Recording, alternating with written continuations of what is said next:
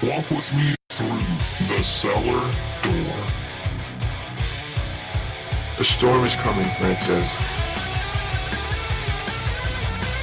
A portal to a more skeptical world. Cellar Door Skeptics begins right now. Prepare for the revolution with your hosts, Christopher Tanner and Chris Hanna. Welcome to episode 104 of Cellar Door Skeptics. Tonight we have a little bit of a unique broadcast. We have decided to dedicate the full show to a recent interview I had with a gentleman named Tim. The reason we're dedicating this whole show to Tim is because I feel that this topic is an important one. It's one that comes up quite frequently, at least in the circles around the Grand Rapids, Michigan area. And I wanted everybody to hear the full interview I had with Tim.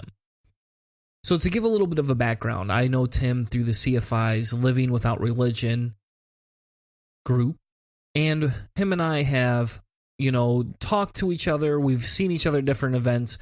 And at one of the events that we were both at, he mentioned a little bit about his background.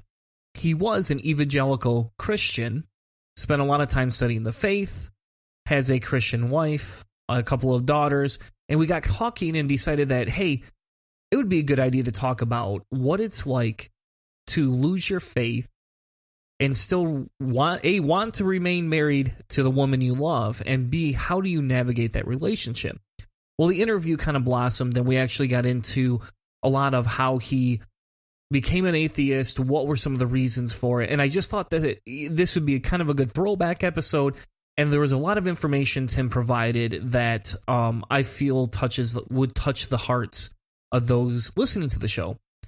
So this whole episode is dedicated to that topic, coming out, what did you do, and what to do when you come out, and how to navigate a marriage with a believer.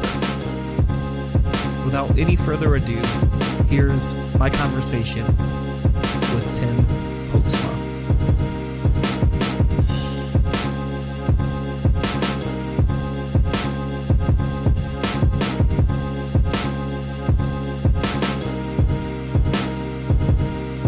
And so, the reason that we wanted to get together today, right, is specifically to kind of talk about what happens in a mixed religion relationship.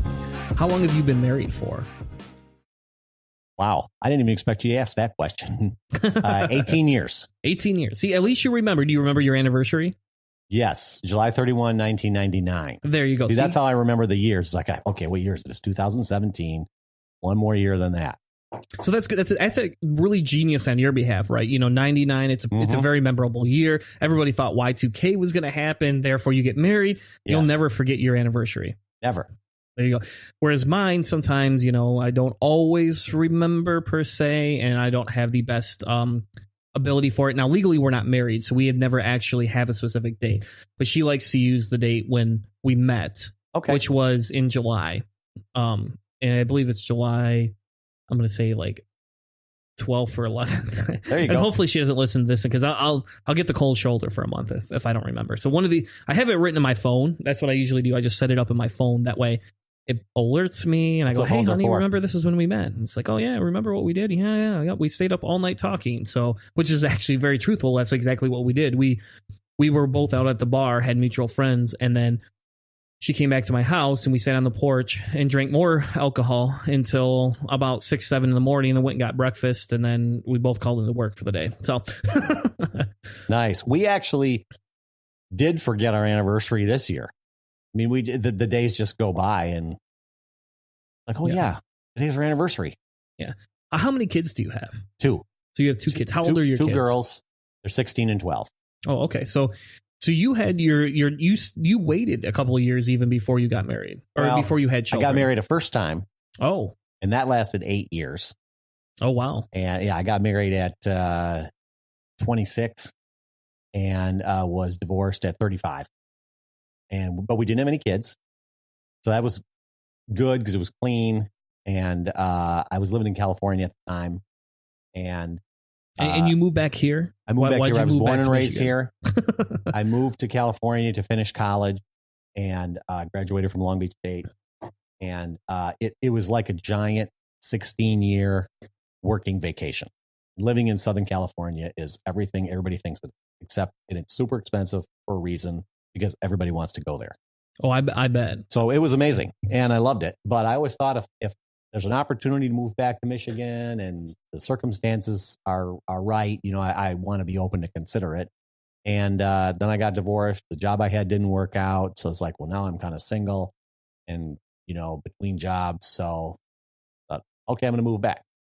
And that was in 1998. And you met your wife. Cindy and I met at my brother and his ex-wife's wedding, or the pre-wedding stuff. But we were both in the wedding. That was in 1996, if I remember right. And time passed by, and we started talking on the phone and whatnot in 97 and 98, and then I moved back. And then we were married in 99. So I got married when I was 37. 99, I was born in, 37. And we had our first, my daughter was born when I was 39. Oh, wow. So our claim to fame in the family, my brother, who's a year younger than I am, was a grandfather before I was a father. Oh, wow. So it's just crazy. It's just, but that's just, the way you just never know what happens. And my wife is 11 years younger than I am. Yeah. So in speaking of that, your upbringing was obviously Christian, but not Christian enough that you went to California for college. Now it's kind of funny because my uncle, who is now like a divinity teacher at some school in the middle of nowhere and who gave up a very lucrative career to become a teacher in divinity schools. And anyway, he actually went to California for college too. So when you went to college out in California, was it a Christian college? Did you go to a secular college? Kind of tell us a little bit about where you were at. Well, yes and no. I actually spent 2 years at Calvin because I went to high school at Grand Rapids Christian. And, I didn't really have a plan. And most people end up at Calvin College, right? So I said, I'm going to go to Calvin for 2 years and then I'm going to move where it's warm and dry. I'm going to get out. And I was thinking about this, in fact, when I was in high school. And over time, I gravitated towards Southern California and ended up living in Long Beach and went to Long Beach State. And that's a really big secular school. But I was still an active Christian at that time. So did you just have the mentality that you were like, hey, I'm going to be here and be a good witness? Or was it more of I just need to go to this school because it's the best school I can get into? What was the logic behind that? At the time, I was, I knew that I was going to be in the accounting profession. And so when I looked for a school in Southern California, it was one that had a quality business and accounting program. And I ended up gravitating toward the LA area. I didn't have a lot of money. So I knew I was going to have to pay out-of-state tuition for a year, and then I could go in-state. And Long Beach State is part of the California State University system, so it was economical. It was a big school too. It was like 30,000+ students.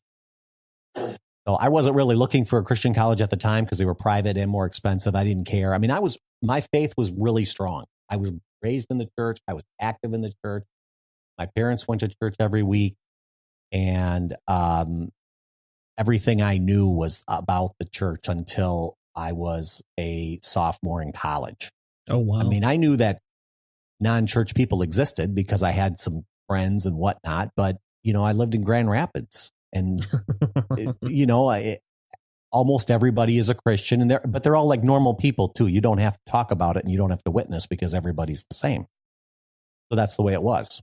And when I went to California, I had this intuitive knowledge that people would be different, but it's not the same as experiencing it. Yeah. And that's crazy, to think that, your faith, and maybe it was a time frame, California probably wasn't as liberal as it is now. But it was. Oh, was it? But there's, it's funny because in California with 3 million people, you can find conservative people all over the place. It wasn't hard. And you can find conservative people, you can find Christians. I was relatively active in the Long Beach Young Republicans when I was in college.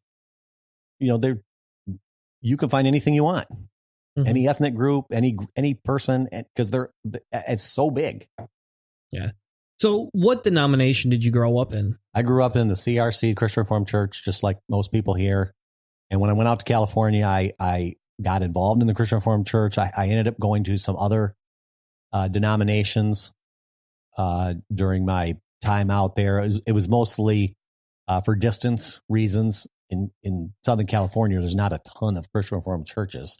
So when I moved out to Redondo Beach, for example, there was none, unless I wanted to drive 45 minutes to church. Well, it's no, I don't want to do that. So I'll just find a different one.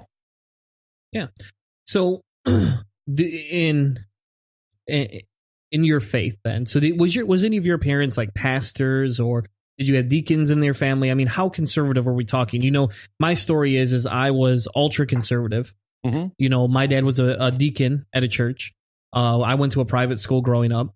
I spent 3 to 4 days a week in the church, you know, whether it was the Sundays and Wednesdays, and then typically a Bible study that my parents would go to and take us. And then, you know, during certain events, we would do outreach ministry. And so I did lots of those different things. So did you have the same upbringing, or was it a little bit more laid back? Well, it was more laid back from that standpoint, but my parents were both active in the church. My mom went to a coffee break as their Bible study group in the Christian Reformed Church. She did that for decades and was a leader. My dad was a deacon and then an elder for a long time. And I was really active too. I enjoyed going to Sunday school. I actually enjoyed learning too. I'm analytical by nature. In fact, another thing that we didn't even talk about is, yes, did I go to a secular or a religious college in Southern California? And the answer is really both, because I actually have a seminary master's degree as well. Oh, wow. That I got in California from Fuller Theological Seminary, which is, I would call it a progressive evangelical seminary. They're certainly evangelical Christian, but they are on the probably progressive side of that spectrum. So they're not like Dallas Theological Seminary, or, I mean, I have a working knowledge of kind of the basics of a number of seminaries around the country, right? But so for you, that's kind of lucky, conservative, though. But they're pretty conservative, and it's a 2-year degree that took me 10 years to complete, because I did it while I was working. I did 1 or 2 classes at a time and got through. And I never had any desire to be like a pastor or in ministry or anything like this. I enjoyed studying the Bible, and I decided back in, 1985, like I want to study with experts. I can read on my own, and most people I know, and to this day, they read like devotional material and stuff like that. And I was like, that's not good enough. I want to learn from experts. And the best way to do that, I can read books, but if I want to be accountable, it's to go to class. Yeah. And I can afford it. And if I get a degree, then I just have another degree. I mean, it might help to do something else. Exactly. And it's kind of funny because, a lot of people will challenge atheists and things like that. And for the audience, just so everybody knows, Tim is an atheist now, yes, or at least agnostic. We'll get into that in a few minutes, but Tim, a lot of people challenge that, right? Because people are like, well, atheists don't know what they're talking about. Well, here we have a gentleman sitting across from me that went to theological school, and he didn't do it all at once. So it's not like he did it once and then, hey, 10 years later, he avowed his faith. He went to it and took 10 years of actual study, even if it wasn't full-time study. And you spent all that time, and yet here you are sitting across from me, talking about we're about to talk about how you left your faith. Yeah, one of my buzz phrases to people is that at the time I became an atheist, I was a serious student of the Bible for over 25 years. In my own head, I knew, and to this day I probably would say, know more about the Bible than every single person I know. Not every single person around, but in our own little sphere of influence, or the people that we get along with. I was a serious student of the Bible. People, in fact, when I became an atheist, they would say, well, didn't you read this or this or this or this or this? That's like, I'm reading people that are biblical scholars, not the people that write, casual material for the Christian Post. for the everyday Christian audience. Not the devotional material doesn't interest me. I'm reading biblical scholarship, and I've done that for 25 years. So quick question here, because this is going to come up. I have to ask like a side tangent question, because it's a when I came out, it became an obsession of mine for a little while. I was obsessed with debunking the Bible and arguing about it. But what I was more obsessed about is the character of Jesus. So are you I guess I'm going to say like a David Fitzgerald or Richard Carrier, or are you more like a Frank Turk, and you're more going to be kind of talking about, not Frank Turk, I'm sorry. That was a Freudian slip about Christianity. That was a mistake. Are you more? I thought he was an apologist. Yep. No, I wasn't sure where we were going with that. So Freudian stuff. But are you more of the frame mind, like the David Fitzgeralds and the Carriers of the world, that say, hey, Jesus actually didn't exist and we have true ability to detect that? Or are you going to be more like the scholar that says, hey, Jesus does exist, he just isn't a supernatural being? I'm at this point in my life, I'm the latter. I think Jesus was a real person, but I really don't care that much about it. It's not an issue that I would get angry about with anybody. I love Richard Carrier. And in fact, I've read almost everything he's written and still do to this day. I have to recommend authors to people about who to read. Richard Carrier's near the top of that list. Because he's just insightful on everything. I just don't everything religious, right? Everything religious. I wouldn't go to his politics or anything outside of his religious studies. But I don't know too much about his politics, so I guess I can't say about that. But I read his religious material, and he just seems really insightful. I mean, in fact, when I read, some things about his politics and Sense and Goodness Without God, most of it made sense, but of course it wasn't two issues related. But in any case, so I'm not a mythicist. People say, is Jesus a historicized myth or mythicized history? And I tend to go mythicized history, but I just don't. There's a lot of myth there. So even with a mythicist, I can say we agree. There's a whole bunch of myth, and that's got to be unpacked. Even liberal Christians agree that there's a lot of myth there. So whether or not Jesus was actually a real guy, for me, is irrelevant. Yeah, and like I said, it's more of a tangent. I have to ask that question because I debated that for a long time, and I have a friend, Max Mills, who probably doesn't listen to my show anymore, but he is actually a very liberal Christian.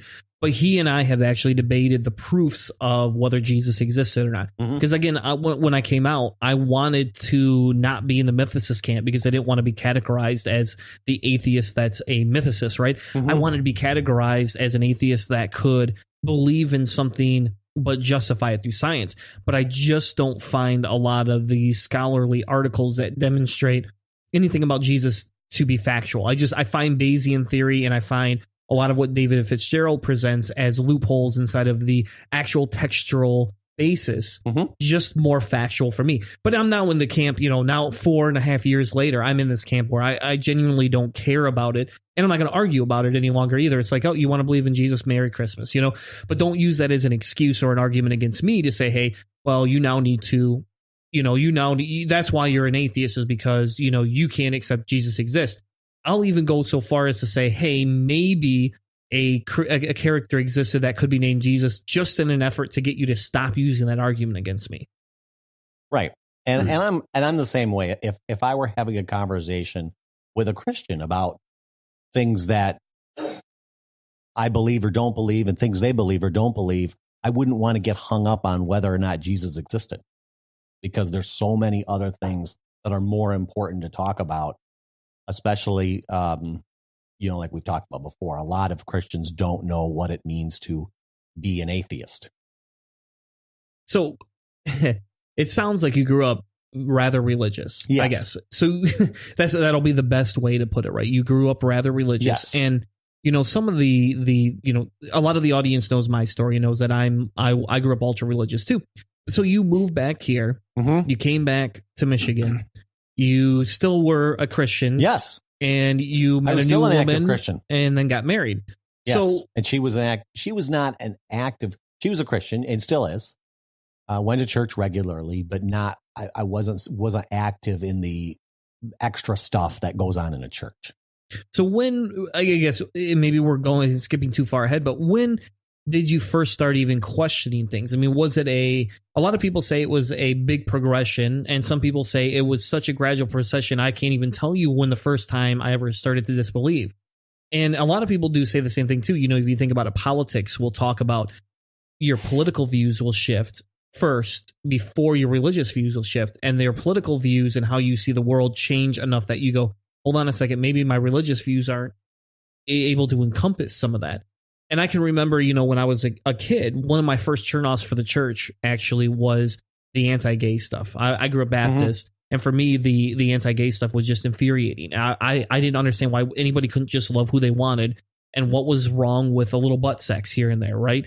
And I never understood that. And I know that's a really crude thing to say, but as a 15-year-old, I just didn't grasp that concept. And that's what was shoved down my throat. And for me, that was the first actual progression of, is there something outside of this? Because I have a friend who's gay and he's amazing and he doesn't hit on me. He doesn't want to rape me. And why can't he go to heaven and I get to? They just seemed illogical to me. Oh, absolutely. My deconversion started when I was a Christian. And that's how I tell the story, that it was a very gradual progression. And it happened with a deconstruction of what the nature of God is. I went from a really reformed, conservative, deterministic, predestinarian view of God to no, people have free will and can do what they want, and God allows that, and then a focus on Jesus, and he was a good guy and wants everybody to love each other. And it really, when I look back on it, it's, in my own head, things just didn't make sense in the world. And it was similar to what you said, that people should basically be able to do what they want to do as long as they're not hurting anybody. And, I can remember in the church being opposed to, gay marriage, and the church was opposed to people being gay and actually thought it was a learned behavior instead of, being born gay. That was kind of a big thing when I was going through this. And I just started to explore what other Christians said about the whole issue of homosexuality. And it's like, well, lo and behold, there's Christians out there that are pro-gay.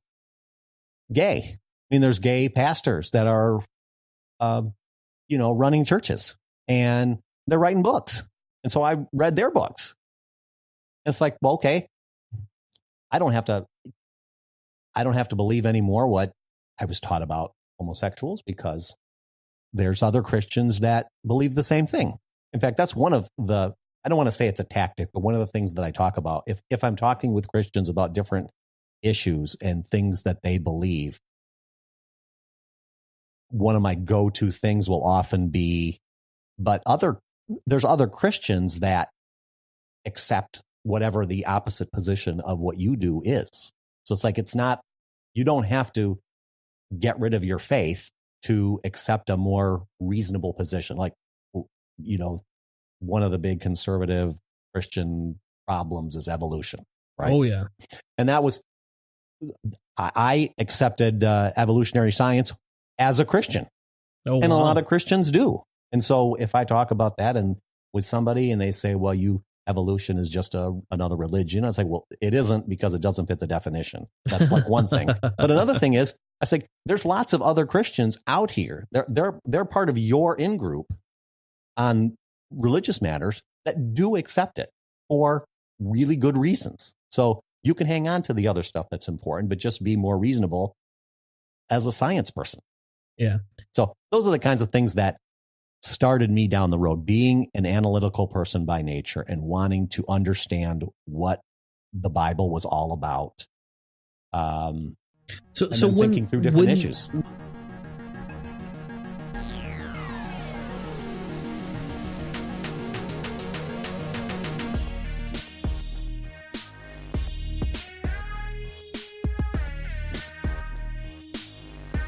Hey, this is Keith. And this is Jen, and we're from Not Another Atheist podcast. You're listening to Cellar Door Skeptics. Join the revolution. Considering how you want to help Cellar Door Skeptics, head over to iTunes or your favorite podcast app and give us a rating, because every rating helps push us in front of new listeners. And since our main goal here at Cellar Door Skeptics is to provide the most accurate information possible, we hope that more ratings will mean that more people get to hear the topics that we're presenting. We don't insist that we get a 5-star rating, but Hannah's favorite number is 5, and the more gold stars he gets, the more special he's gonna feel. So what do you say? Head on over to iTunes or Google Play, give us a rating, and help engage with Cellar Door Skeptics today.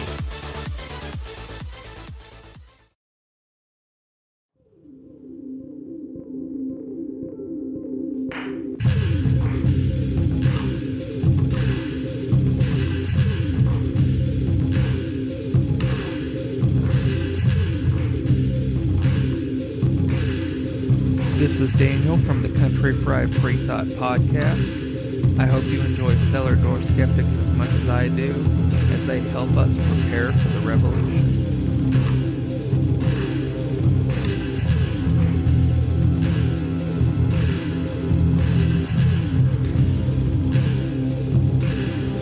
Now, back to the show.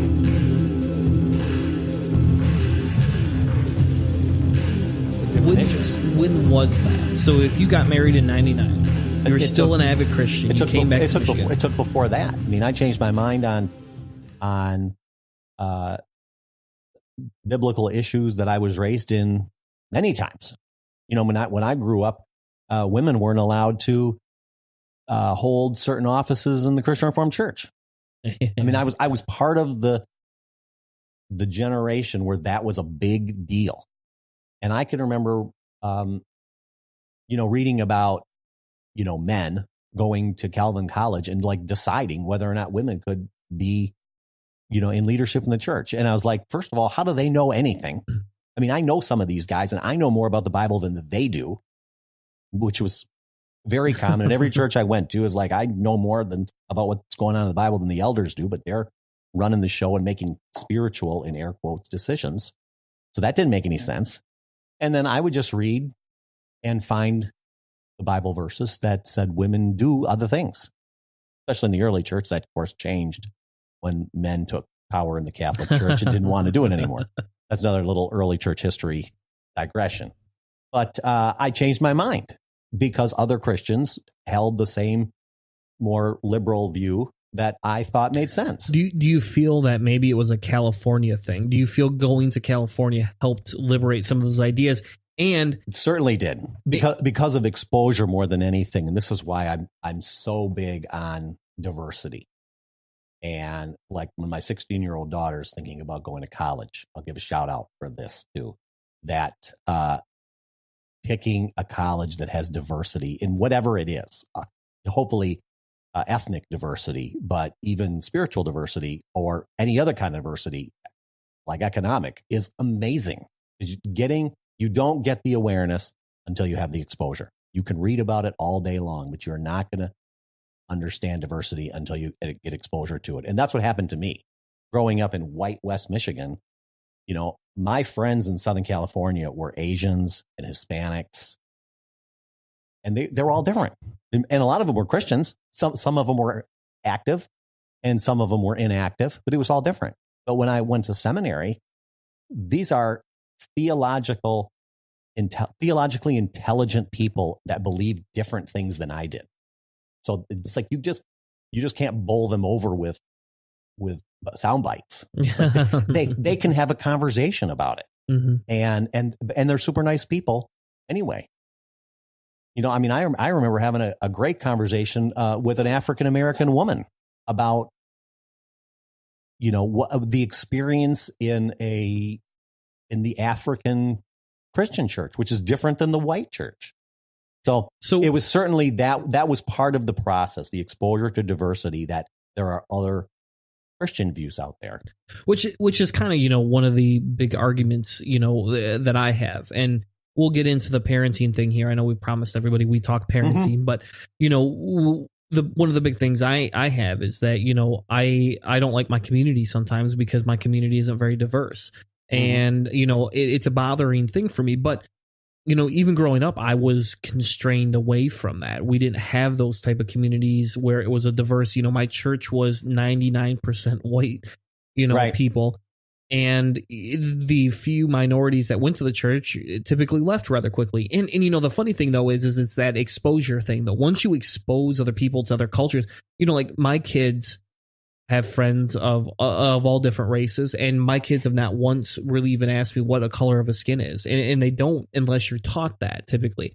And they don't care. They just say, hey, you know, that person's hair looks different than mine. It's like, yeah, well, sucks to be you. They have better hair than you. But, you know, I mean, it is what it is.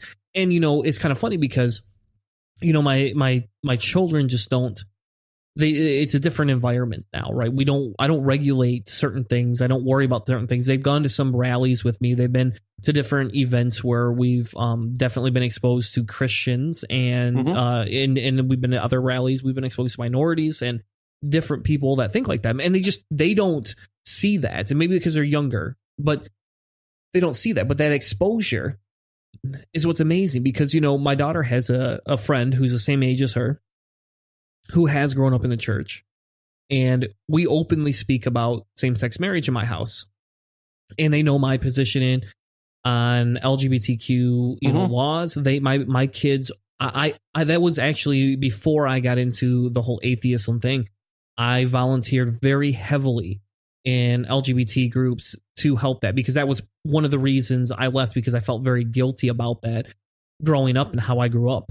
And so that's part of what I felt was a penance for a long time, that I had to pay to be somebody that, you know, I said, hey, look, I grew up a horrible person. You know, I believe these horrible things sometimes, and now I want to help change that. And it's funny because my daughter came home and was one day asked me, she goes, can two girls get married? And I was like, oh yeah, legally they can. That happened 3 months ago, honey. She's like, I know, but can they get married according to the Bible? And I was like, well, it depends on who you talk to. And I was like, you know, to be honest with you, though, I don't really care what the Bible says, honey. For me, if two women want to get married, they should be able to get married. I said, are they harming anyone? Well, no.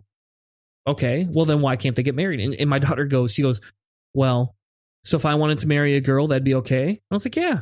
I was like, I still won't pay for your wedding, whether you marry a boy or a girl, honey, but you can do that if that's what you want.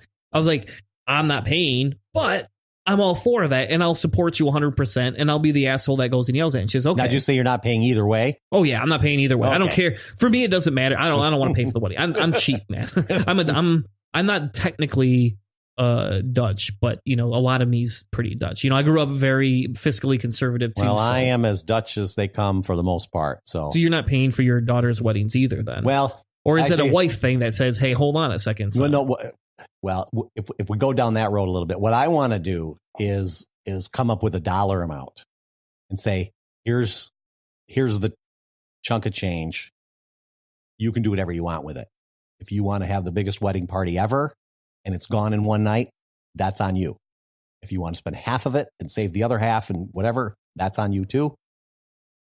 Or if you want to put it all in the bank and elope, you can tell me wherever in the world you want to elope to, and I will show up if I'm invited on my nickel. That's what I want to do. See, we don't talk about this because my oldest daughter's only 16.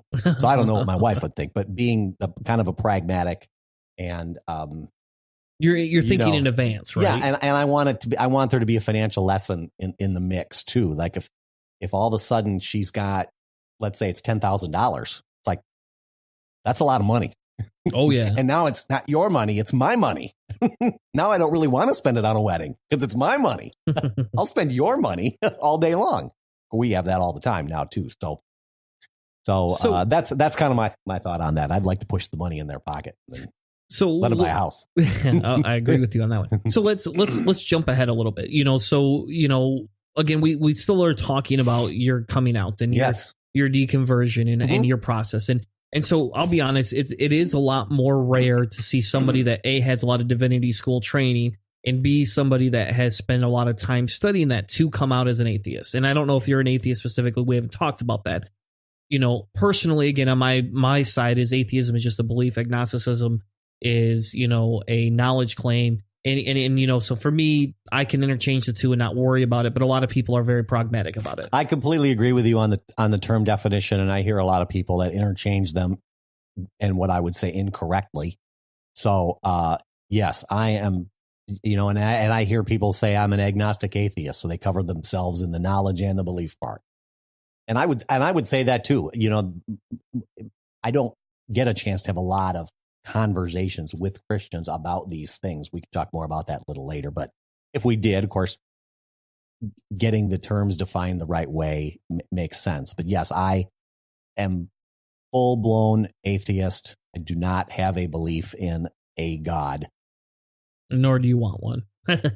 I would have one if one could be demonstrated to me. Well, there you go. That's where the agnosticism part comes in. I'm all for it. And one of the things that I think is like as especially the Christian God is supposed to be all powerful. He or she or it could really literally do anything that would be sufficient evidence for me and or millions of other atheists to believe. Of course, that doesn't happen. We'll get more into that when it came down to as my faith was starting to crumble. Mm-hmm.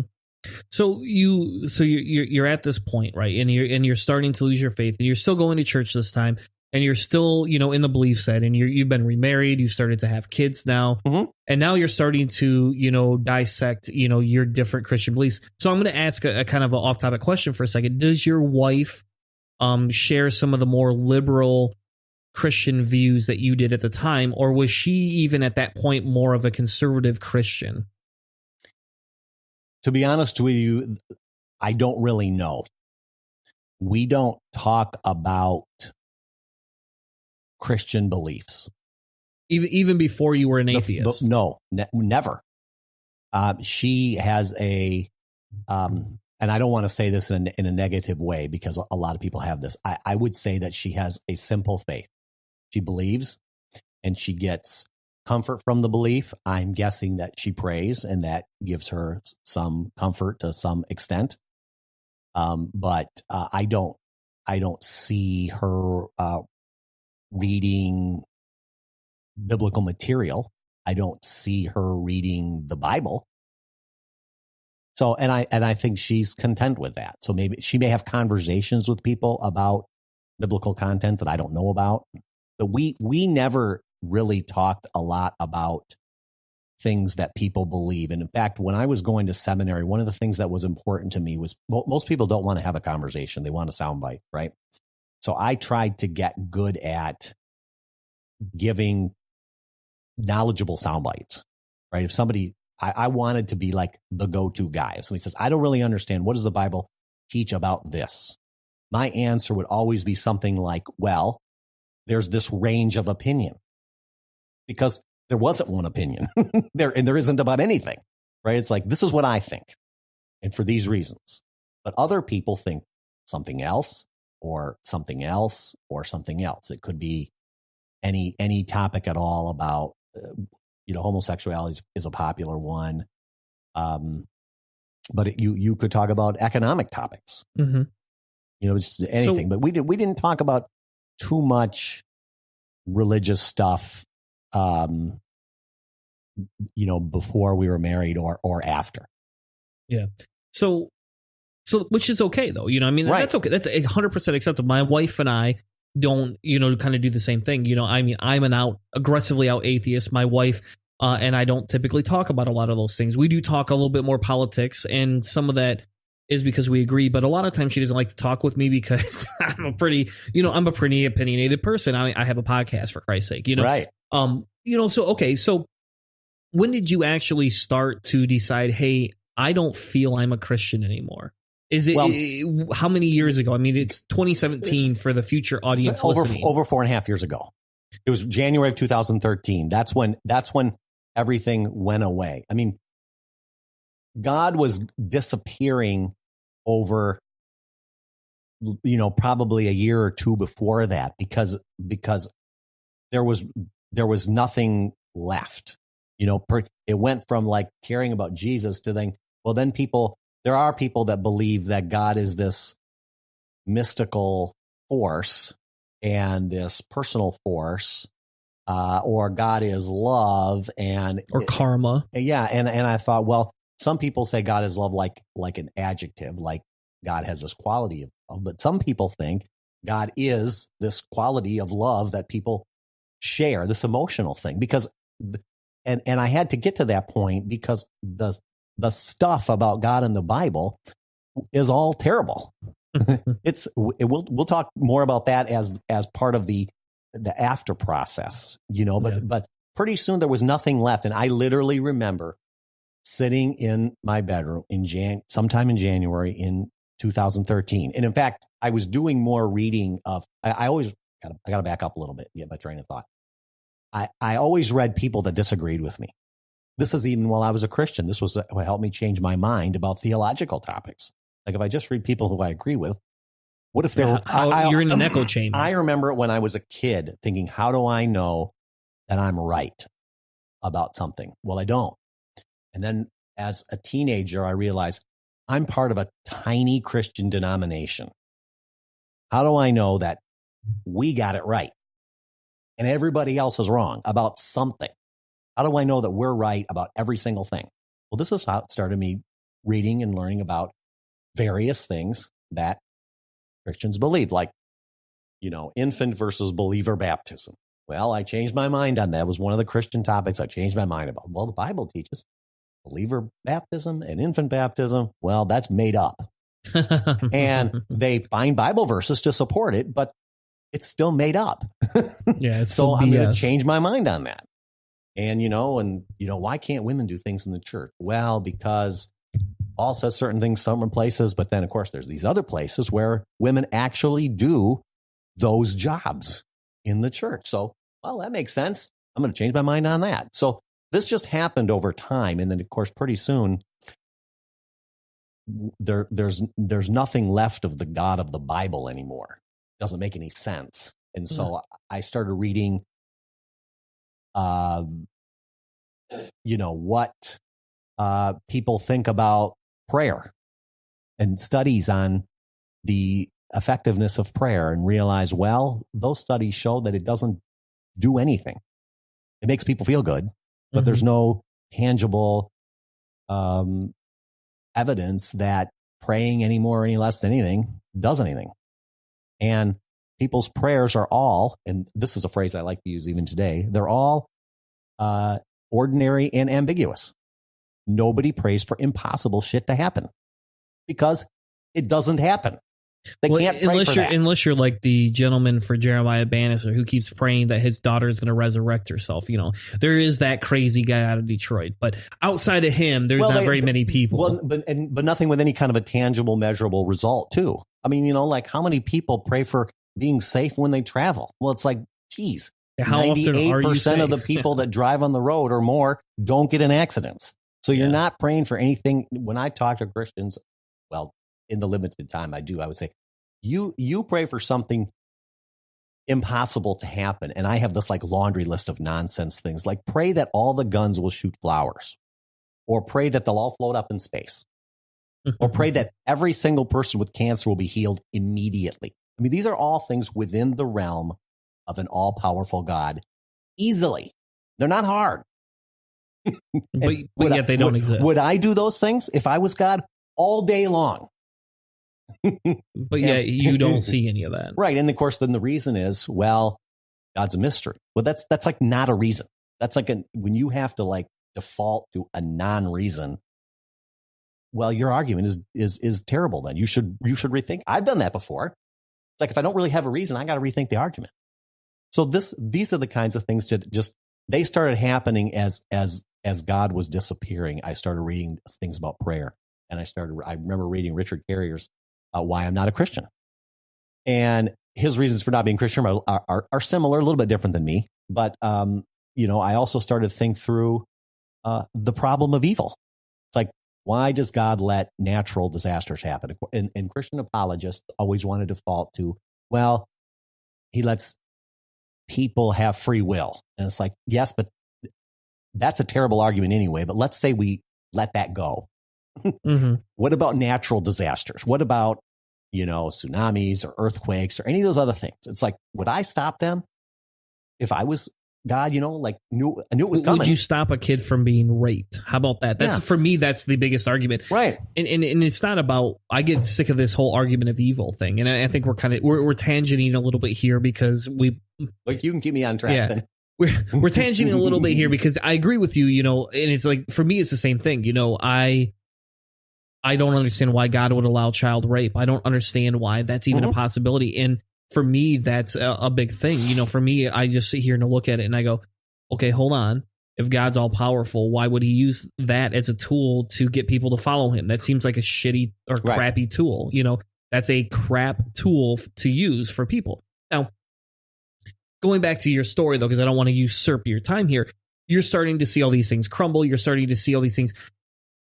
Right. How did you quit going to church at the time? Did you reduce? No. I mean, I started doing some reading on the evolution of religions and realized that they basically all kind of came about the same way. They're all similar, but just they have their differences that they're all can be kind of culturally explained. And like I said, I realized that really there's no miracles and there's no answer to prayer. That just nothing happens. So I remember sitting in my bedroom one night in January 2013 thinking, what if God really doesn't exist? I'm going to entertain that idea in my head. Maybe God doesn't exist.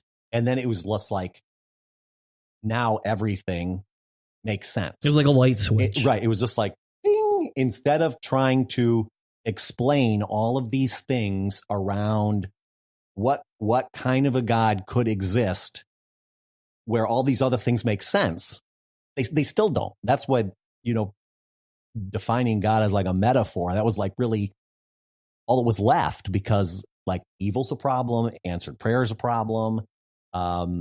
Religious studies about the brainwave patterns find that religious experiences are known where they are in the brain. They can be easily duplicated. It's like, the only way all of that together makes sense is that God doesn't really exist. And then I came to this realization too, that the Bible is actually a really terrible book.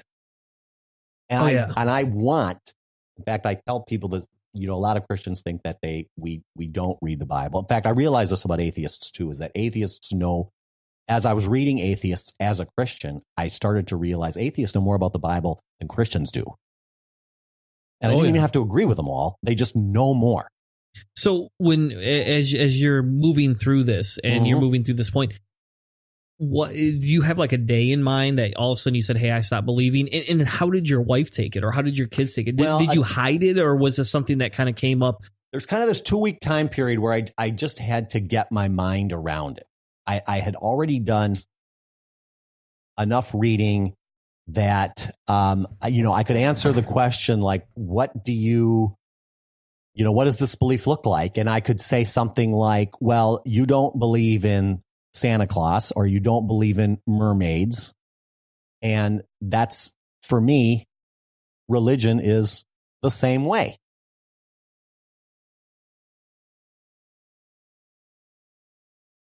And it's all right. So that was how I could explain what my not believing in God was like somebody else's not believing in any other superstition they might have. And you've heard this phrase too, that atheists will use, that, we don't believe in lots of gods. We have all that in common. There's thousands of gods that we both don't believe in. I just believe in one less than you, and that's or very don't true. believe in one more. And all the reasons that you don't believe in all those other gods, that's the same reasons that I don't believe in your God either. And I figured this, so I was reading those things as a Christian and realizing they all made sense. So then it took me like 2 weeks to kind of get my mind around this. And I was active at Mars Hill Bible Church. And my wife and I were both active. I was very active in the preschool ministry there. I was a preschool storyteller and singing leader for 14 years. Since Mars Hill basically started, a little bit after it started, in 1999, my wife and I started going to the church there together. And I probably saw you there once or twice. So, I mean, every person that had a 3 or 4 year old that went to the early 9 o'clock service knew who I was. I mean, it was like super popular with a 3 foot and under crowd. That's the way that's how I'd always say it. And I loved doing it. And I thought I was pretty good at it. And in fact, I would encourage my wife to get involved, and my daughter, both of them ended up getting involved in that. So I'm like, now what the hell am I going to do? Because I'm active in the church, and it's one thing that I'm not anti-church either, because churches are very, very good at socialization. They're very good about. They're very pro-social, and they've had. I say this too. Sometimes, like, I like to go to Sunday Assembly, which is a very small group, and it's kind of fledgling in a lot of ways. But I've said the church has had 2,000 years to practice pro-social behavior. We're just getting started, and we don't even know where we all are yet. But I enjoy going because there's people like me, and yeah, and I agree with you on the church thing. I mean, I don't agree with a lot of the belief sets, but I enjoyed the camaraderie. Though kind of now I'm a little more antisocial than I used to be. And that's some of my anxiety that comes up, and some of it is a fear on my behalf that I would, do something. For example, my daughter went to a religious, thing tonight. She went to a Wednesday night thing, and I'm actually very open to her learning and experiencing things that I can't teach specifically in the way that she could be nurtured for that. Now, they've invited us to go to different services, and it's kind of like, okay, I've explained to you I'm irreligious. I technically am an atheist, but I don't really, I don't make it a big thing in front of my neighbors. I don't make it a big thing because I don't want to ruin relationships my daughter has with her friends. I don't want them to go, holy crap, your dad's an atheist. Oh, and by the way, he has a podcast. And see, I'm the same way. I don't make it a big thing, but my reason is because people just don't care. Yeah. If they ask me, if we start getting on to the topic of religion, which doesn't happen very often, I'm pretty open about it. But I typically don't use the word atheist because either people don't know what it means or it takes too long to unpack. So usually I say something like, I'm not a church guy. Yeah. See, now I'll say I'm an atheist in an effort to normalize. Yes, and I'm not opposed to saying it. And I do like, back to another, I love to prop books, but David Silverman's Fighting God was a great, great book. And I don't like the term firebrand, but I like him a lot. I like what he stands for, and coming out. I love the idea of coming out. So that's what I wanted to do. If if I get back to this thing. So this 2 weeks of decompression in my own head and figuring out kind of where I'm at and what do I want to do. And I'm the kind of guy that I want to be real. I'm not going to hide this thing. Now I knew, okay, I'm going to tell my wife. Some atheists say that's a bad idea. But at the time I hadn't read them. So, and I might have done it different anyway, but I was like, I want to come out. I'm going to tell her, and she ain't going to like it. So you're at the point, you've left, you're spent 2 weeks contemplating this. How did you tell your wife? Because you a second ago you just said, hey, I had to tell somebody, I had to contemplate this, and I had to tell somebody, but what do I do? And you said, looking back on this, maybe I wouldn't have told my wife in the same way, but and it's hard to say. I don't know. I would still have told her because I want to be real about who I am. I don't like to hide things. I wasn't sure how I was going to do it or where I was going to do it. And to be honest with you, I don't know if I wasn't waiting for any specific time, but I was looking for like an opportunity. Like, I got to tell you something. And I knew she wouldn't like it. So I was looking for like a time where there wasn't a lot of other stuff going on, right? The kids are in bed or whatever. Well, she liked it significantly worse than what I expected. So did she flip out, or did yes? Oh, so she lost her temper per se in some way. She was upset. She was upset. Yes. Very upset. Yes.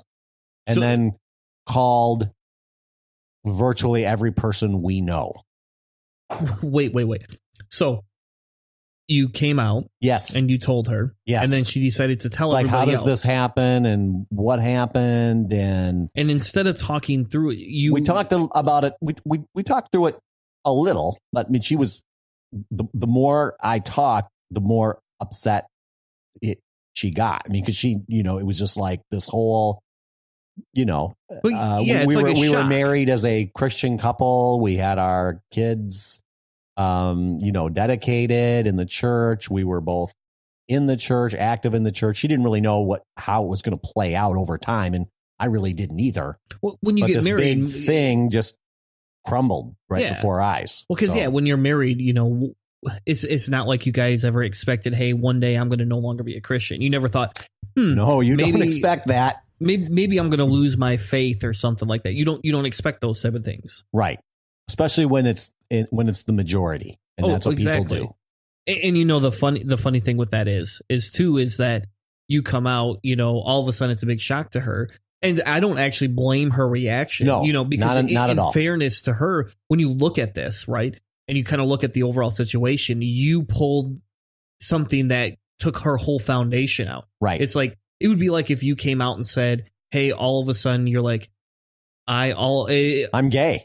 Well, okay. But I want to stay married. I mean, it could have been like that. All right, well, it's maybe. Not going that far, but I was going to go more like you're a U of M fan and she was a State fan, and hey, I lied. I was a State fan for so many years, but guess what? Now I'm a U of M fan because I think State's a horrible team. Well, especially if you graduated from that school. Exactly. Yes. So I wouldn't go as far as the gay thing, but I guess I could see the relation to it. But so in all fairness to her, it's a big shock. It's a very big shock to your system. So what was the next 2 weeks or month of your life like? She called a couple that are very good friends of ours, and we had a little meeting with them. We went over to their house and talked about it, and she cried a lot. And the day I told her, she cried when we were talking with our friends Aaron and Jen. And I just kind of explained, kind of the basics. They say, how does this happen? Well,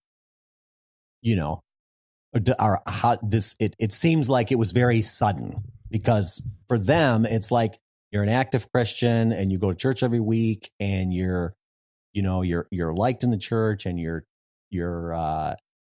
teaching and singing songs with preschoolers and it's all dialed in, and then the next moment that's all gone.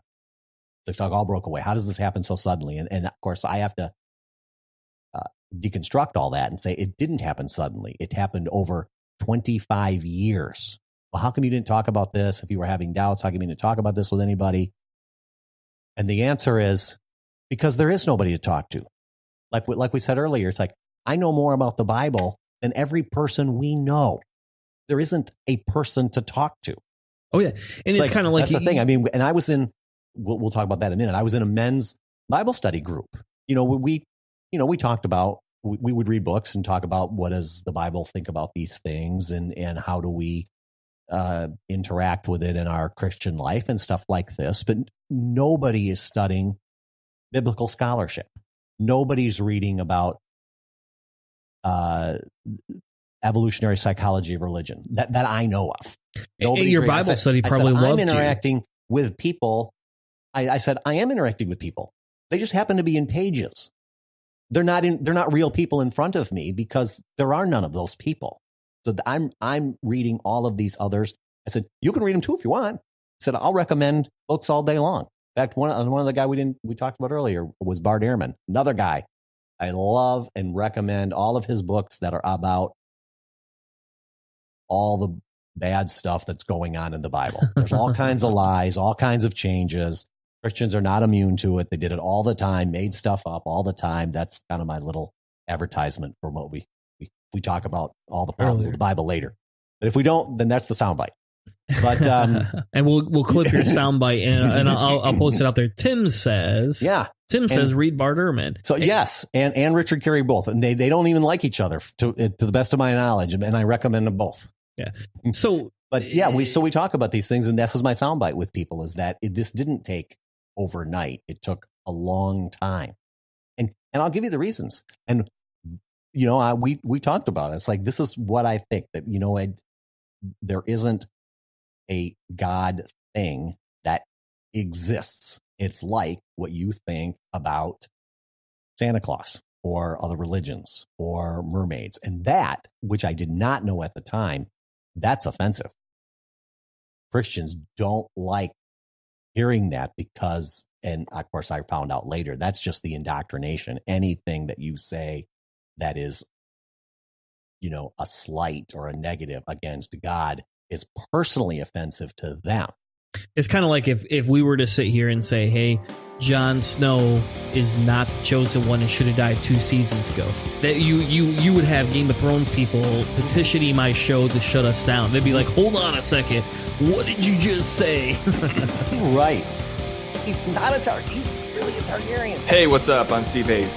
And I'm Dave Curry. And we're from Prophetcast. And you're listening to Cellar Door Skeptics on the Fox News Network. They're not affiliated with Fox. Everyone's a Fox affiliate. If you'd like to join the ranks of Patreons and sponsor the show, head over to patreon.com/Cellar Door Skeptics. For less than a 20-ounce soda or an energy drink each week, you can help sponsor us, the hosts, and our charity of choice. Patreon helps Cellar Door Skeptics create better content, become better activists, and it's going to help you stay healthier by drinking 1 less soda or 1 less energy drink each week. Click the link in the notes of the show to sponsor us today, because we bring the discussion with the sources.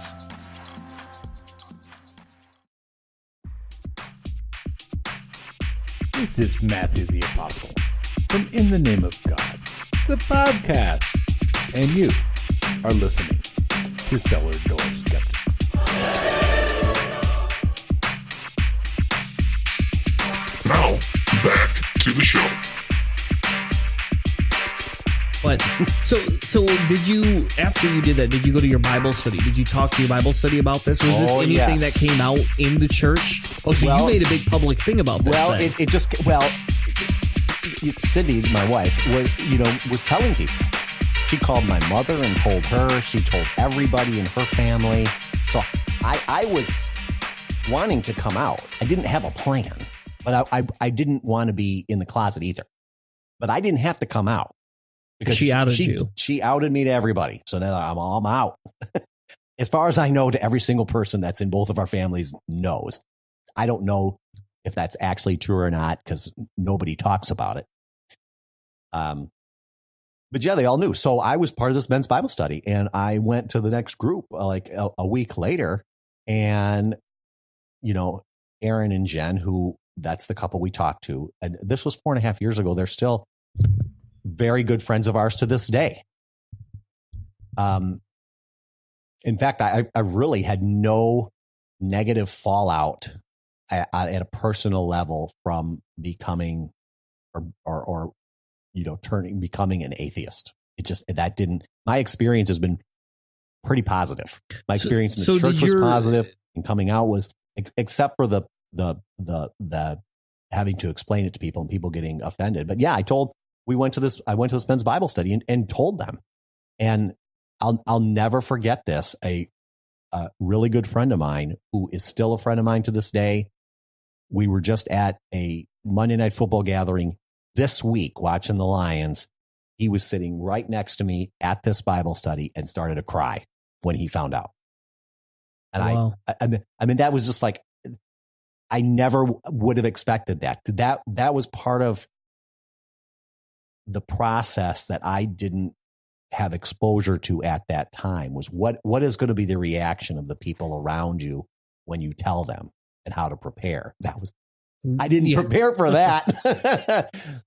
So, but I was prepared enough to have sound bites, and to have I could have conversations, but most people, like we've said, most people in my experience have not critically examined their faith or what the Bible teaches at all.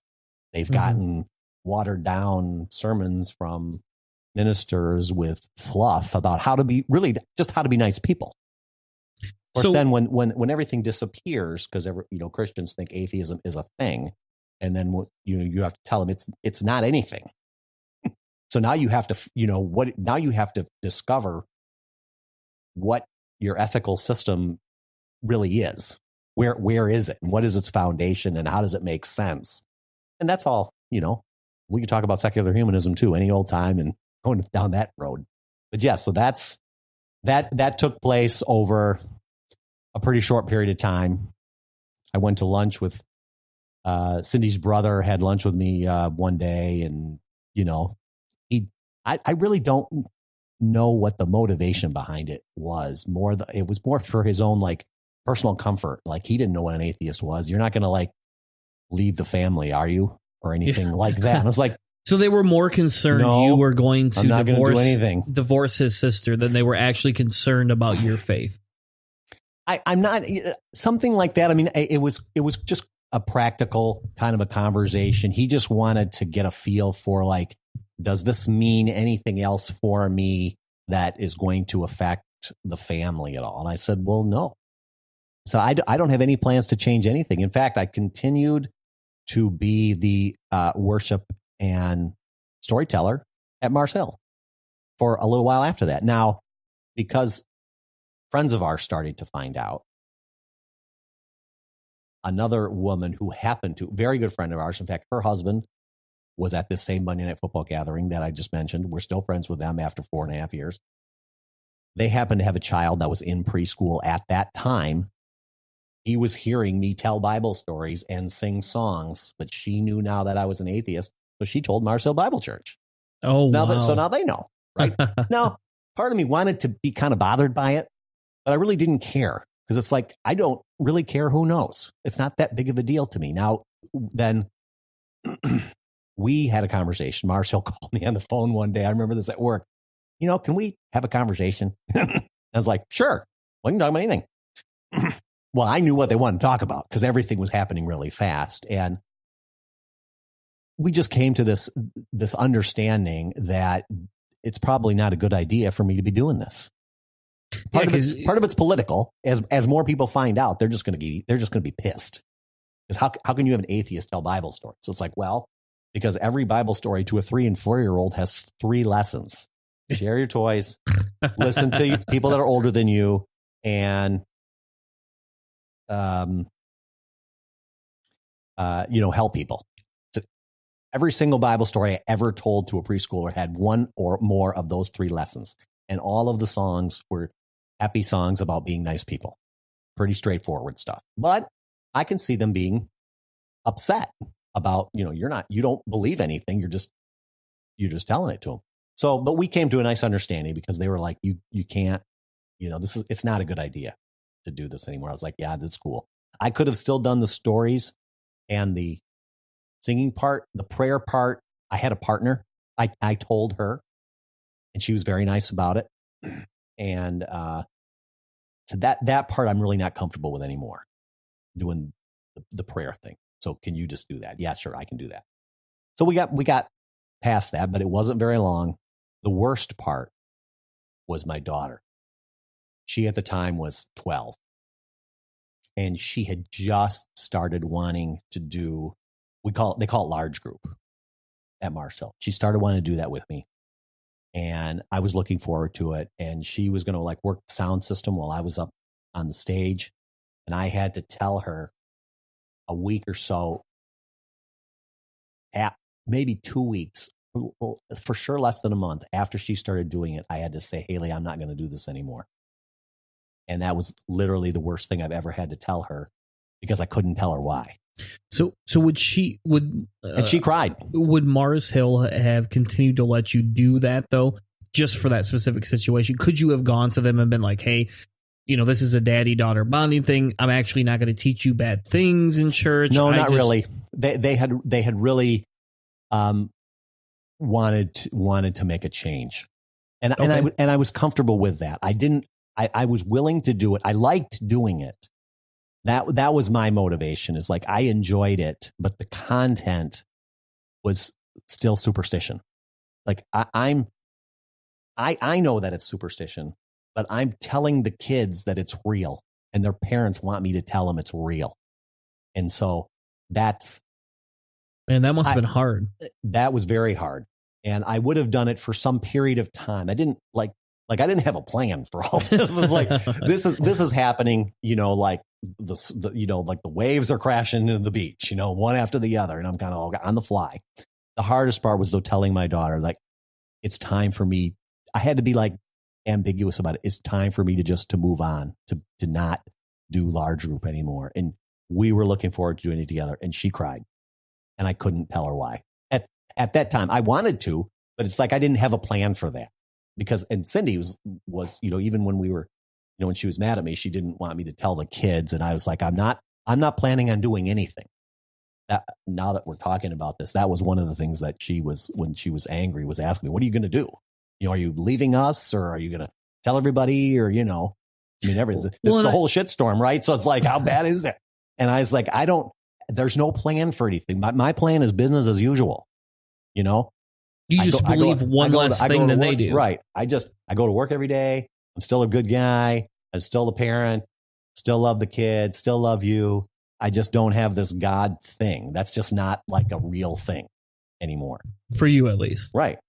So with that being said, I mean, how long did it take before you were able to tell your kids? Hold on, let me preface this with a second question, I guess. Sure. And in an effort, and again, there is no wrong answers here, but how long did it take you before you told your kids, and B, was it something that you chose to do, or is it something that you and your wife kind of talked about for a set amount of time before you actually did it? We did not talk about it at all. I wanted to tell them at some point in time, and I didn't have a plan. In fact, my daughter was 11 at the time. My oldest daughter, who's now 16. And I remember that because I just decided in my own head, I said, I'm going to wait till she's 12. I don't know why. That just seems like some new age of accountability or something. I'm just going to wait. So I did. And I just thought to myself, whenever, I'm not going to force it, like we have to have this sit down meeting and I'm going to tell you this big thing. I said, whenever it just pops up, something may, whenever there's an opportunity, hopefully I'll think of it and I'll just mention it. And we had like a daddy-daughter date once, and we were at Rivertown Mall and having dinner, and there was the opportunity. So I just brought it up in a casual way, and I said, I want to tell you something, and like, I don't believe in God. I said, that's the real reason that I stopped doing the large group, because when the church found out, they weren't comfortable with me doing it anymore. And I agreed that it wasn't a good idea for me to do it anymore. But I said at the time, I couldn't tell you, I didn't know how to tell you or when it would be a good time. So I'm just telling you now. And that's, we didn't really talk about it. I mean, she was 12 years old. We don't talk really about it to this day because she's not interested. She goes to a youth group now, but it's like most high school youth groups, they're mostly fun stuff. I'm sure they talk about religious stuff, but it's mostly fun stuff. That's what churches do. Mostly fun stuff. Yeah, and so, so that's what they do with the kids. So she doesn't, to my knowledge, she doesn't read a Bible, but I'm all for it. Yeah. Let her read, right? Please read the Bible. And if you have time, read the Quran or read the Book of Mormon or read the Upanishads or the Bhagavad Gita or, I can't remember the Buddhist Bible or whatever, the fivefold paths of enlightenment or something like that. So if you have a lot of free time, read them all, but feel free to read the Bible. In fact, another book that I love to recommend is Steve Wells' Drunk with Blood. God's killings in the Bible, all 158 of them. Yeah, I don't know if she would be super open to that one. No, that's just a good book, and that's one of the reasons that I read that after I became an atheist, by the way, and I've said that's another reason why the Bible is such a terrible book, because God has no morality whatsoever and can do anything He wants, and it's all determined to be okay. Yeah, at the beginning, which is stupid. So she never once, or she doesn't hold this against you to this day. Is this my daughter? Yes, your daughter. We don't talk about it. No, we have a great relationship. We get along. We do things. Well, good then. Yeah, we don't talk about. I don't talk about anything with her that she's not interested in. And it's really kind of funny because she's a very nice girl, a great student, and we have nice conversations about lots of stuff. But then every once in a while, she'll just say, I don't want to talk about that anymore. Whatever it is, it can be anything. And then, she's just, the glass is now full of whatever the knowledge on that topic is, and she wants to move on. Yeah. So yeah, she's just not interested in talking about religious stuff, but which is good because some of the point of having you on the show, is to kind of talk a little bit about how does this affect family, right? Like for me, this is not as prevalent as it is in your life, but there's a lot of people out there who might be afraid of coming out, might be afraid of able to do any of this because of the fact they don't want to ruin their relationship with their kids, their spouses. And to me, I'm not going to say you're this big hero because I don't like heroes. I really don't like heroes. It's scary coming out, and there is a lot of things that have to be worked through. Exactly. You go from being in the in group to being in the out group. And when I read I've read some things on in group versus out group morality, which is it's the foundation of all morality. Is when you're part of the out group, you're a whole different thing.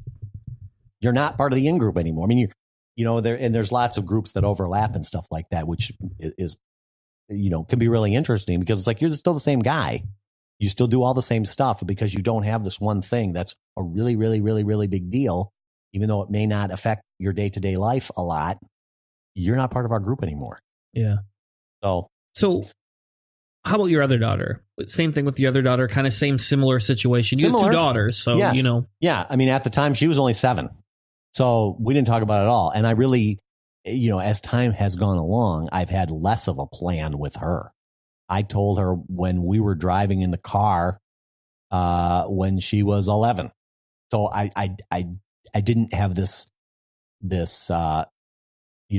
arbitrary age in my head, like I'm going to wait till she's 12. I said, maybe I'm going to tell her whenever. And we were riding in the car one day and it just popped into my head, just kind of felt right. So I just brought it up and it was like 2 sentences long and then it was done. That's it. Why I don't go to church? Oh, this is the reason. Yeah. Okay. She said something like, yeah, I kind of thought so. And then we just moved on. We don't talk about it. I went from, even after not being part of the large group at Mars Hill, I joined the coffee team because I didn't want to leave the church. My whole life was part of that church. Now, not just because I was a super conservative or, Christian or whatever. Mars Hill is pretty progressive. Oh yeah. In the world of Christianity, which is great. And they do a lot of good. And I still wanted to be part of that. I was like, I'm not ready to make my whole life completely disappear right overnight. So I joined the coffee team and that was fun. I did that for 3 years. You put coffee out and bagels for the people that go. So were you in the audience taking notes? Did you take, when I was a kid growing up, my parents would always be like, hey, the first thing you're going to do is you're going to turn around and you're going to take notes on the sermons. And, after I came out was well after I left the church, but in your world, was it one of those things where you were like, I'm going to take notes because I'm going to go home and research this to decide how much I disagree with this specific aspect? Most of the time I knew the topics before they were even talked about. In various churches, when I started I was reading, theological material and biblical scholarship before I started going to seminary. That's, I decided to go to seminary because I was like, well, I'm reading all this stuff and now I want to be with like experts on a regular basis. So it didn't take very long. And this is, like almost 30 years ago, where it's like the sermons don't have a lot of biblical content. They take a verse and then they talk about how to apply it to your life and be a nice person. Okay, well, that's nice. But I found myself, and this is when I was living in California, mind you, so like 25 years ago, I was reading other things during church. I would just bring a book. Oh, wow. You were like the... I was like, I'm still a Christian. I want to get something out of this. And I've heard what you're going to say. I've heard tons of times already. That's not going to, as a Christian, it's like I still want to edify my life and get closer to God. So I'm going to do something that works for me. I'm going to read an expert. I don't need to hear the same thing like 50 times. So I was bringing books. In fact, I went to the church service at Mars Hill for a while after the deconverted, maybe, I don't know, a couple months or so. But then I decided like, this doesn't really make sense. I offered to go with my wife. I said, I'll go if you want me to sit with you. I want it to be as little disruption as possible. Right. So there's certain things I can't do. Right. I can't do the preschool thing. All our friends know. So the Bible study is dissolved. Yeah. It didn't dissolve. The men's Bible study. You just were kicked out. Well, not really. They decided they wanted to do something different, but they all decided together, and I wasn't allowed to participate in the decision-making process because it was a Christian-based Bible study, right? It was a Bible study. So they just decided amongst themselves, Tim, you can still come, but you just can't, you're the only one that can't participate in what we decide to make it look like. So I quit. I basically left. I said, I don't want to be part of that kind of an arrangement where I'm the outsider. I'm just like a guest that shows up. So I can't do it.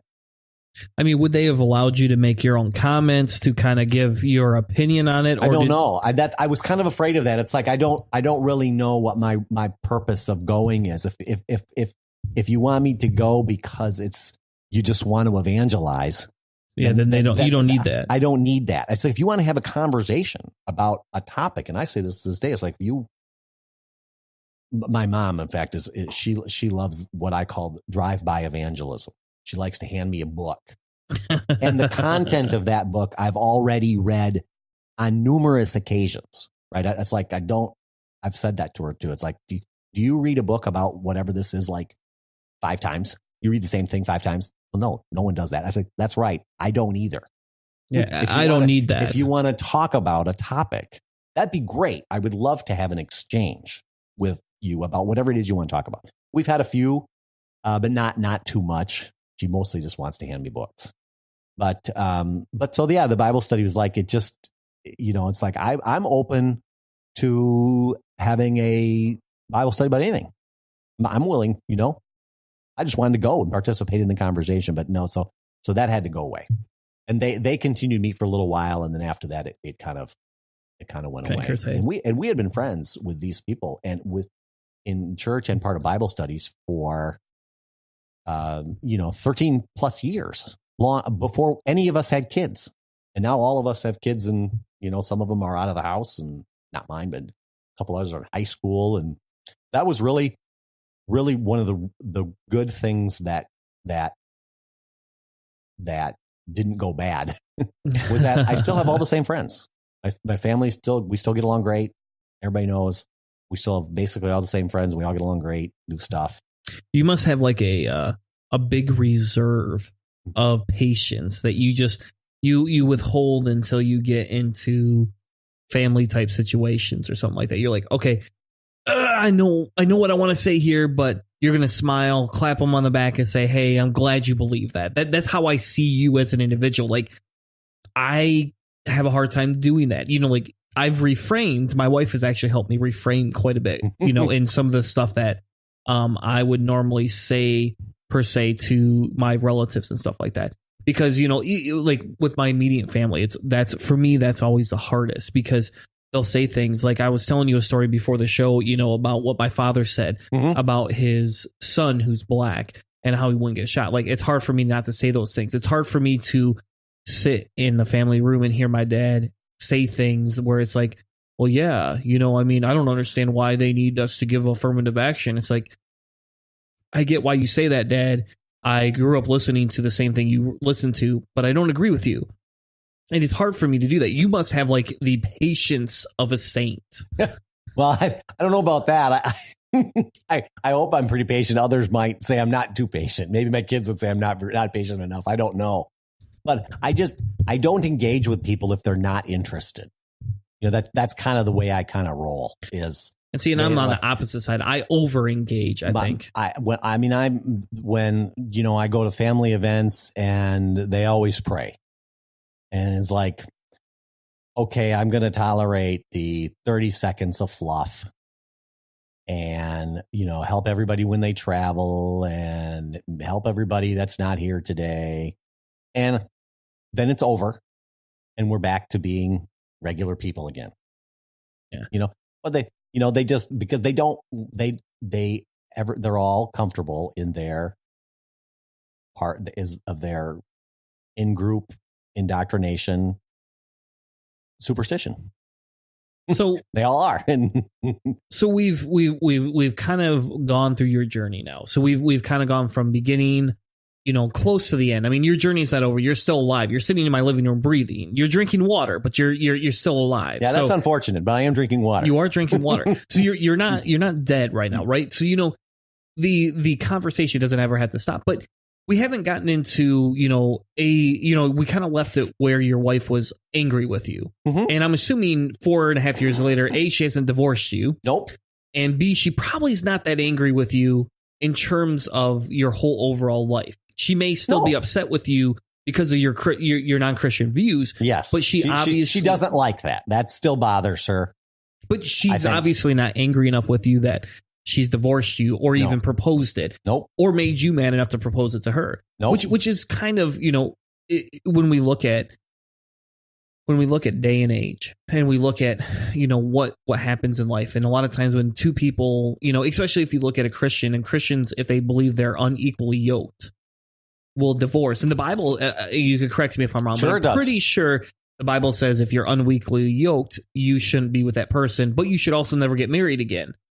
And, your wife is already once married. It says you shouldn't marry a non-Christian, but if you're married to a non-Christian, in fact, in the passage you're talking about, if I remember right, it's in 1 Corinthians, where people were becoming Christians in pagan households. Yes. And it was primarily the women, because that's what Christianity attracted, was the marginalized people of society, the women, the slaves, poor people. And of course, the man in the patriarchal society, he's the head of the house. So now what do I do is this question to these women. And of course, the answer is don't do anything. You shouldn't have married him. Maybe you shouldn't have married in the first place, but if you're married and you become a Christian and you're still with a non-Christian, you should stay together. So that's. But your wife doesn't share that viewpoint, though. Your wife is with you because she still loves you, correct? I think so. Okay, well, so we're going to grant that. Sure. We'll grant that. So you can tell your wife she could join the show sometime and she could tell me. But I'm going to grant based on Facebook posts and things I've seen of your nature. I'm going to grant that she still loves you. She may not like that you're an atheist, but she loves you. Right. And so you and again, in all fairness, outside of this, you haven't taken a huge active role, even in the CFI. No. You go to some of the meetings. Yes, that's what I started doing. I said I want to participate. That's the changes that I've made to what I do has been relatively gradual. Like I said, I offered to go to church with her, but I said I'm going to do something different. I want to read something different. What she just said after a while, it's like, you don't have to go. You don't have to do it for me. If you don't want to go, don't go. So have you stopped going to church? When's the last time you've gone to church? Would you like to go to church with me, Tim? 3 years ago or so. Okay. I stopped going. Yeah, maybe 4 years ago. It was relatively fast. I stopped. Well, I was active in the coffee team for 3 years. Now, I didn't go to church. I went to the church and did stuff, but I didn't actually go to the service. I would sit like in chairs during the service if I had to be there to wait for kids or something. And then I would just read a book. And I did that for about 3+ years. And then I just decided I'm going to like leave the coffee team. I don't need to. I was acclimated enough to being an atheist that it's like I don't need to be here anymore, and I'm gonna miss it. So you've started going to CFI things. You've started doing Sunday assembly when it started up in Grand Rapids. Last year. So you're starting to do that, and I do them when they fit into my schedule. You know, the Sunday thing works good because that's at 11 o'clock. I went to Living Without Religion a few times when that was at like 10 or 11, but now they've moved it to like 1 in the afternoon. So I don't go because Sunday afternoon is our family time. We either do something or we're working on homework or we're doing home projects. So. Yeah. And that's, you know, again, when we talk about these things, I mean, so your family life hasn't drastically changed. It has changed in the fact that there's a little bit different dynamic. But one of the big topics, one of the big reasons, you know, to talk with you, right, is because you still have to navigate living with a Christian. And I'm not saying this in a negative way. I don't want anybody to take this as a negative thing because a lot of times people live with people they disagree with. And a lot of times people change their viewpoints and still love the other person that doesn't view the same way as them. And I don't feel your disbelief in a God is that different than her belief in a God in the sense that you should get divorced over. It's not like you're a white supremacist and, you know, she's a social justice warrior. We're not talking those opposite polarizations. No, we're not talking that. Yeah. We're talking about just saying, hey, what I believe in the afterlife or what I believe guides the world is different. You're saying, I don't believe anything guides the world. I believe secular humanism is how we should treat people. She's like, well, I believe a God guides the world, but I believe Christian humanism should guide us all. And you know, I'll grant your wife, you know, a lot of Christians won't say humanism after it, but I do feel there's a lot of Christian humanists out there. Certainly.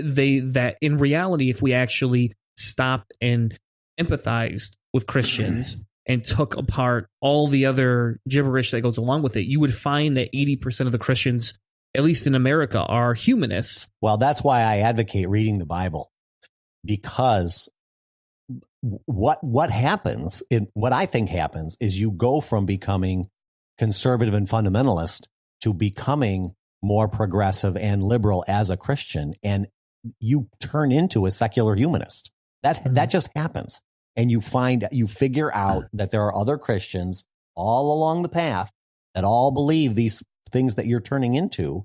So you're never part of the out group because you just kind of get a new in group, because it's like, yeah, I am okay with people not having to follow all kinds of rules that other people think they should follow. And, you know, you get churches like the Unitarian Universalist Church in Grand Rapids. You know, I've never been to that church. I don't really know. I mean, I think they still believe that a God exists. So I probably wouldn't go. It depends. In all reality, they believe that you can believe what you want. They do not actually force down a belief in a God. They do say, hey, we're going to have non-denominational prayers type stuff. They do that type of thing, but they don't actually advocate for a God, even in a deistic sense. I've actually been to one of their services probably about 3.5, almost 4 years ago, right when I was coming out. And they don't do that. You know, now if you go to Fountain Street Church, even though they're a liberal church, they bring all of that in there. Okay. But I'm supporting of both sides of it in some aspects. Like, sure, you believe what you want to believe. If you believe hate and you believe horrible things, I will call you out for it. But I'm not going to stop your religion or your church. And even the more liberal ones, I still may not agree with their fluffy beliefs in the background. Right. But if they're still doing humanistic things, I can still consider them a partner in society to try and change the world. So going back to your wife, how does parenting work? Because we've kind of established she still loves you, you still love her. You remember her at the anniversary, and you know how long you've been married, so that's a positive note right there. Two thumbs up on those. Yeah. Maybe you should buy her some flowers because you missed the anniversary this year. But in the outside of things, though, how does parenting work? Because in our household, here, and my wife and I are both, secular. Mm-hmm. I've never had, in actual reality, I've actually never had, even my first marriage, I never actually had to deal with a religious parent. When my first marriage, my ex-wife was, let's say, neutral at worst. Mm-hmm. She didn't grow up going to church, really. Her mother is involved in the church, but her mother is a huge Democrat and a huge, very, very liberal person. So her mom's a Methodist. And, my ex-wife we never went to church either. It was never even a discussion point. Uh-huh. So I don't even know what it's like to have to parent with that, because the worst conversation I ever had was with my ex-wife is when my son we got divorced. We were divorced for 4 years, and my son was going to church with his grandmother, and I disapproved of it because I hate Sunday school and I hate all of that stuff because I feel it's indoctrination, and I feel that they'll preach hate. But when I went to her church, they actually, as a Methodist, they were very open. They were actually very liberal for a church from what I was used to. And, so I had to back off. I was wrong in that aspect because I didn't want my son to go because I thought it was indoctrination. So in your world, how does that work? Well, that's one of the good things about Mars Hill is because it's really progressive, that we don't have the social issue differences that somebody that might attend a more fundamentalist church like a would Baptist. Have. Right. So that's good. And my wife is not hugely active in the church. She doesn't feel the need to attend every week. So maybe she goes once or twice a month. So that is easier, so she doesn't mind staying home sometimes, when we go on vacations in the summertime, we go camping a fair amount. We don't have to look for a church. She doesn't care that we don't go. She might have her own little nature church or something that I don't know about, but so that's not that big of a deal. Now she and all the rest of the parenting stuff we agree on. We agree on how to discipline the kids, how to teach them to do the right thing, and how to set boundaries, and the kinds of things that we want them to do or not do. And so we just have agreed that that's what we're going to focus on. But which is great, and that's actually good to know. So your relationship and the way you guys parent the kids hasn't dynamically changed in that aspect. What happens? So have your daughters ever actually expressed a desire to not go to church, or maybe to go to one of your more secular oriented groups? Well, yes and no. That's the answer to both questions. That's the latest thing that's kind of on the table, is that earlier in the year, it was the start of the year, right? It's like kind of some semi New Year's resolution to myself. I thought I want to take the kids to a Sunday assembly. It's pretty harmless. They have a speaker that talks about sciencey stuff mostly. The science ones I find to be the most interesting ones. And I've told them about them when I went, like the day we talked about bats or about spiders or about apple trees. I said those were all pretty cool. And so I just wanted to take them so they would just have exposure to this is what Dad does once a month. No big deal, right? So I brought that up one day, and Cindy was not happy about that. It's like, no, you can't take them there. And so we had this conversation about, do we dictate what the kids are going to do or not do on a Sunday? Or do one or the other of us parents get to dictate what the other one can't or can't do with the kids on a Sunday? So I got the feeling that she said that this is, I'm going to take, I can dictate when the kids go to church. You cannot dictate anything at all. How did that make you feel? That was not good. Well, I was surprised for that. I did not expect that, but I kind of I try to expect the unexpected. So, and I like being a negotiator, and so coming up with a compromise of some sort. And so we just kind of let it go, and I had some conversations with different people about it, just to kind of be able to get it off, not to bottle it up inside, right? And so, it's come up since then a couple of times, and I've said, if you can't, it seems fair to me if I can't dictate what the kids are going to do, then maybe, then I don't think you should be able to dictate that either. And so, I don't know if I'm sure she doesn't like it, but the girls do go to a youth group conversation. I said, I'm not trying to stop them from going to church. I couldn't care less. I said, if you want to go to church and they want to go, then that's fine. But if you're going to tell me I can't ever take them, she said, well, you can ask them if they want to go. I said, yes, but that's not what we're talking about. I said, I'm fine with that. If you're fine with that too, but you're telling me you can make them. So that's the difference, that you can dictate it. I can just request. So that's kind of where we're at now. This is kind of really still an open item, because I do ask them if they want to come, and they don't want to come. So I haven't, that's getting to your other thing. Are they interested in going with me? Well, they're really not. And I don't even know what the reason is. They just aren't interested. So do you feel on their side that they may feel like it's a restriction? They're not allowed to go do that, because I'm not going to say that you're painted, but everybody knows what an atheist is, right? People know these things. Do you feel that they feel they would be branded like this? I really have no idea, but it's certainly a plausible hypothesis. So when we live in Jenison is a very Christian community. Kids by nature want to fit in. That's, that's how we evolved. We're a social species. They don't want to be outsiders. So it wouldn't surprise me if that was part of the process. So what would you say to other parents in your situation? So if other parents are listening to this right now and they're saying, hey, I'm in a very similar situation, mm-hmm. and I feel that you handle things very well. And you and your wife still like each other, mm-hmm. or love each other, and you're still married, and you didn't remember her anniversary, but neither did she. So, you're kind of on equal footing here, right? Yeah. But, we get along. We like doing stuff. We like going on vacations. We like planning stuff. So what would your advice be then?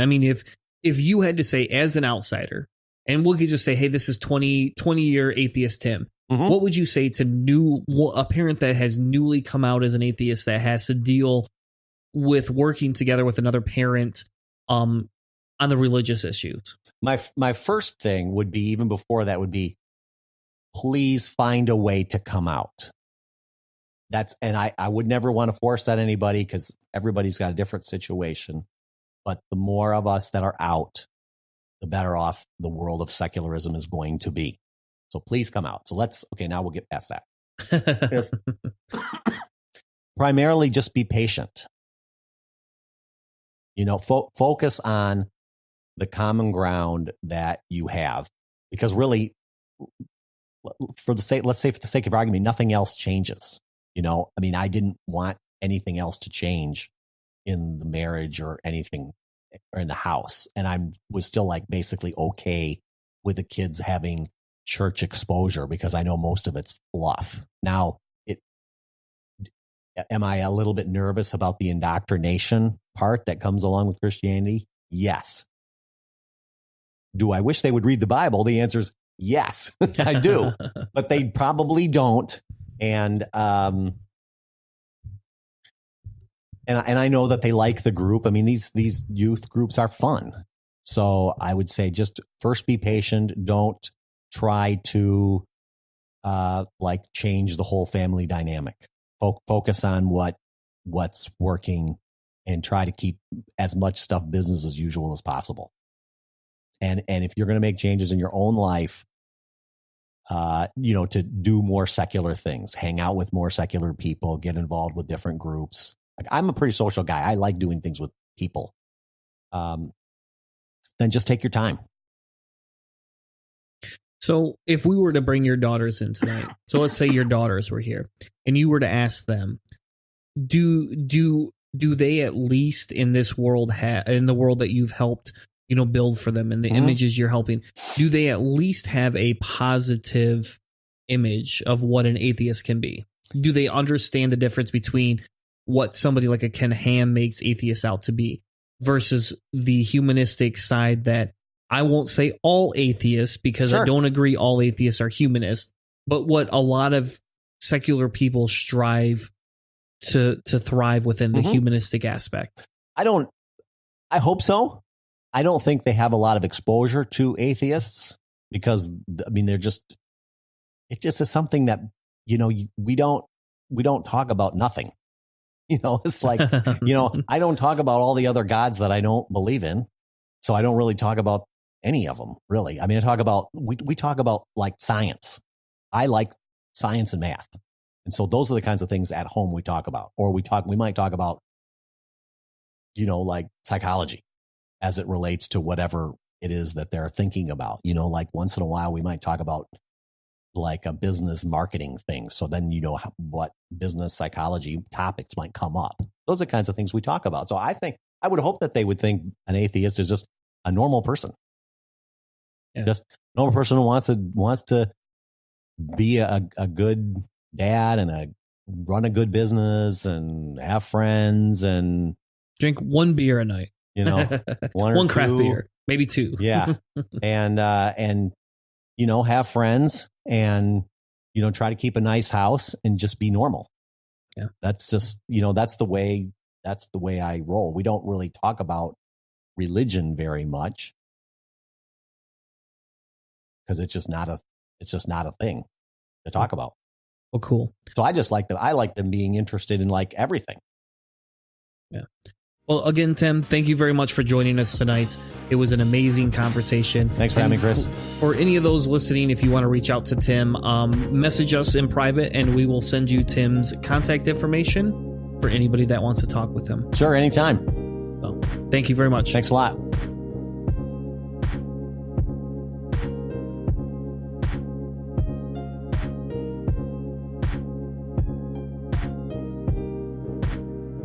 Wow.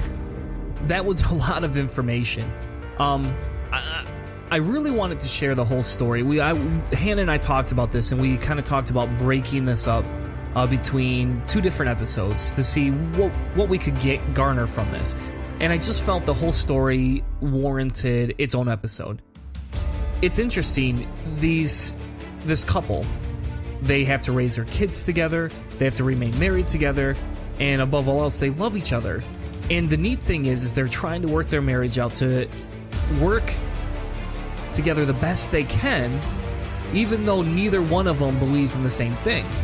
And I have to give Tim props. He respects his wife's beliefs, allows for her to help control the conversation, and is always open to talking with her about his disbelief or her belief set. And it's kind of funny because I went into this recording thinking we were just going to talk about parenting, and then he kind of got into his backstory a little bit about how he left the faith. And to me, it just was such a great humanistic story and showed such a human perspective of how we can go from one side of the spectrum to the other. I had to share it. If you have any further questions, email us at cellardoorskeptics@gmail.com. We'll be very happy to forward those over to Tim and let him respond to them as needed.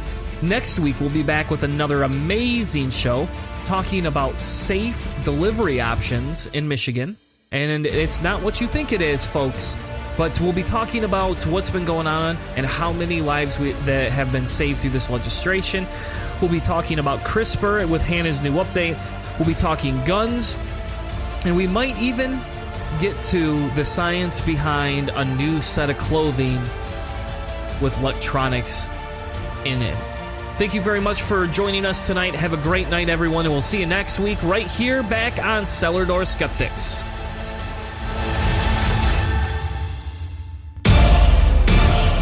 You've been listening to a presentation of Cellar Door Skeptics. Check us out on Spreaker, cellardoorskeptics.com.